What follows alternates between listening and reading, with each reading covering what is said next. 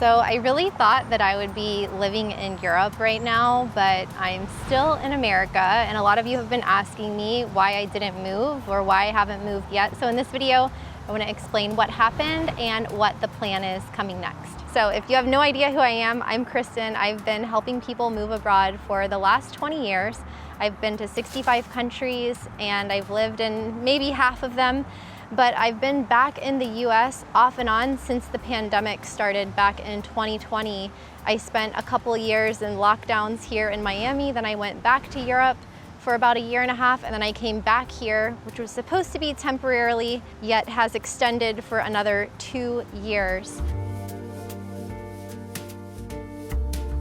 So I've been living abroad for the most part since I was 20 years old as a study abroad student in college. I lived in Costa Rica, I lived in Australia, went back to finish grad school, and then back abroad back in 2005. So I spent most of my formative years in my 20s and 30s living abroad. It really wasn't until the pandemic happened that I came back to the US. I feel like I've been working so much and I really miss the lifestyle over there. I have a lot of friends over there. I just resonate more with the people, the culture, the food, the pace of life, and it's been a real struggle for me being back in the US, just feeling like a little bit out of place. I don't know if I'll ever fully adapt to the American lifestyle because I left so young. You know, I was 20 years old when I first went abroad, and it really changes you, spending all of your 20s and 30s in different countries. It's kind of hard to come back and just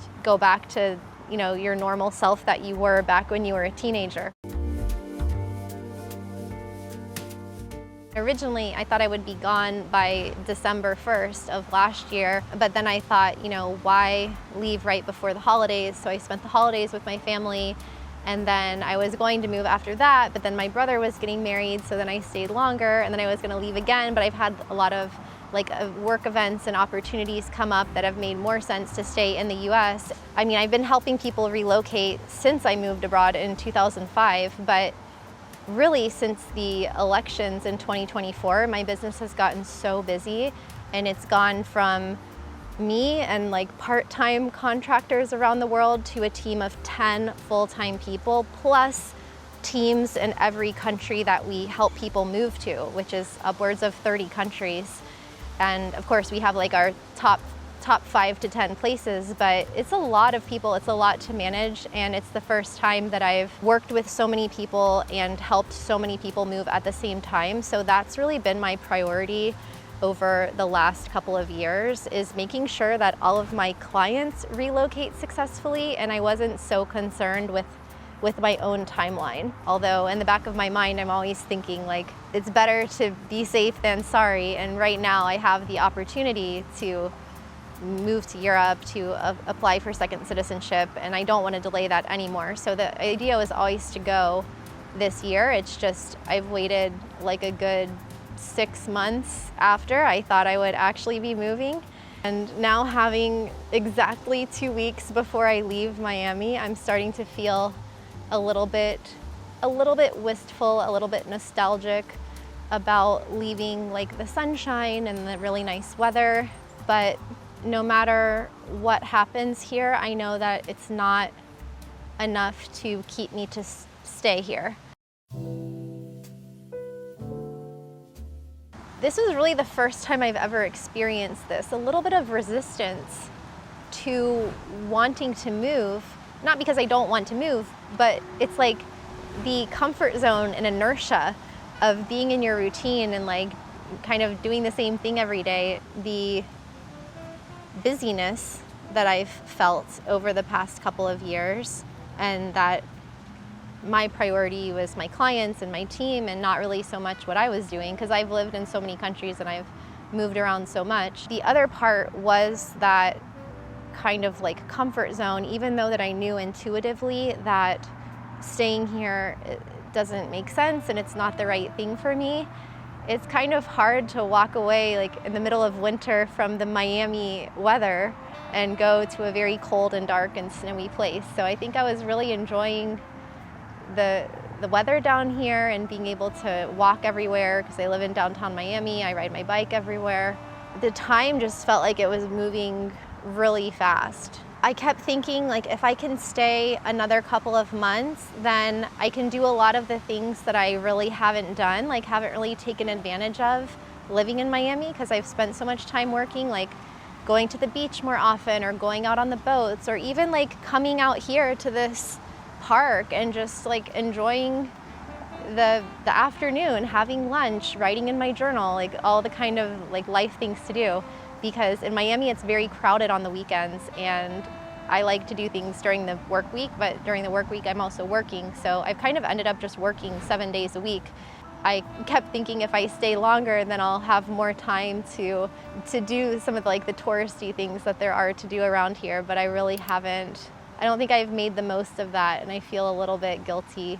And I guess the other main reason has been my family. So my family is spread around the US, but we've had a lot going on over the past couple years, good and bad. My sister was in a pretty bad situation in a workplace shooting that I talked about in a different video.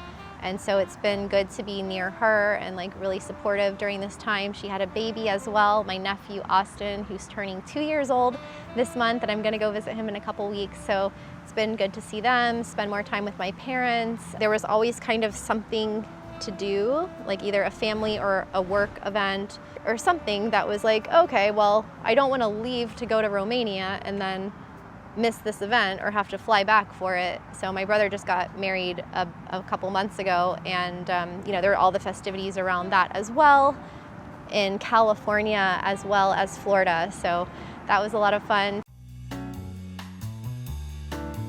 So the original plan was to move directly to Romania, apply for a digital nomad visa there, and study the language so that I can get my citizenship through descent by passing that language exam sometime in the next year. So that is still the plan, but a few other things have come up. So I just went to New York to do an event with Wise, which is one of my favorite companies. You guys might have seen, they sponsor some of my videos. So I just got back from there, packing to leave. And then, drumroll please, I'm going back to Costa Rica to get more money out of my bank account. If you've been subscribed to my channel for a while, you might have seen the saga of how I had like tens of thousands of dollars stuck in a Costa Rican bank account.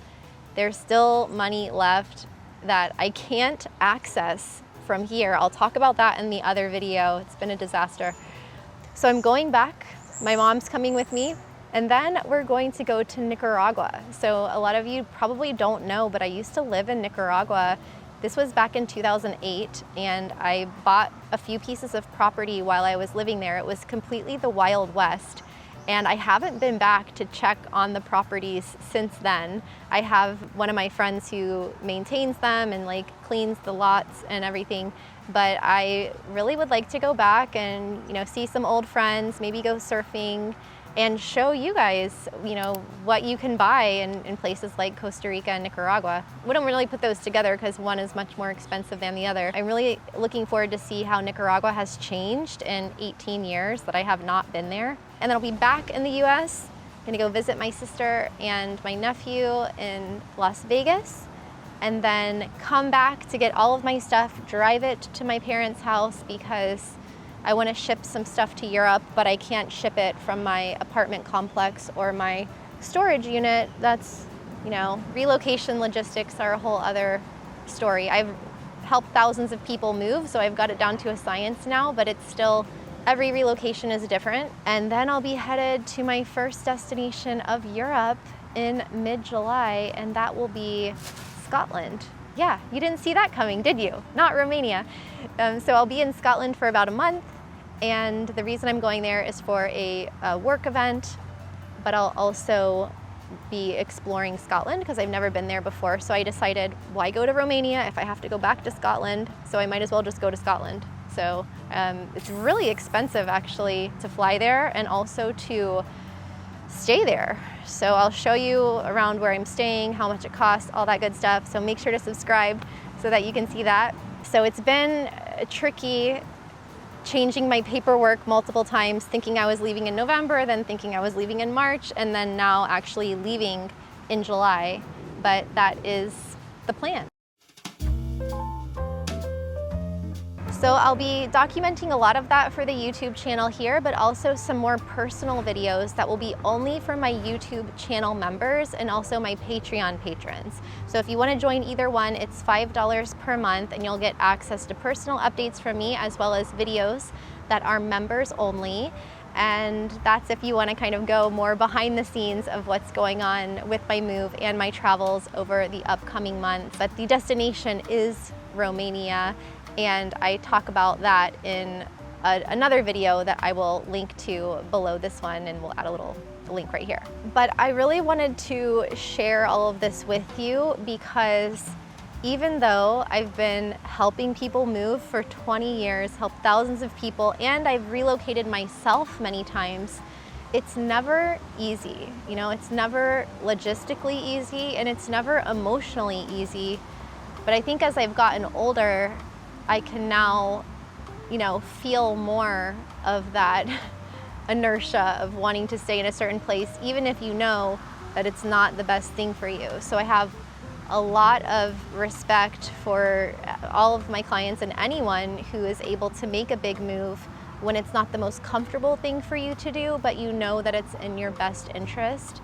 It really takes just committing to that idea and taking the first step to go on that journey. And even though a lot of you might be like, I'm ready to leave the US, I don't miss this place at all, there's still a piece of me, and maybe some of you as well, that you feel, you know, a little bit nostalgic for the life that you're leaving behind, a little bit wistful, and that's normal as well. You know, we're just humans here having an emotional experience. So even though I know that moving to Europe is the right thing for me, I'm still just processing and grieving in a way the end of this chapter here in Miami that has been like off and on for the past 6 years. It's like going through a breakup or a divorce. We're on good terms. It's all amicable. But yeah, I'm really excited for what the future holds, and also very curious. You know, I'm always very curious about that inner voice that we all have that kind of leads us and nudges us in different directions.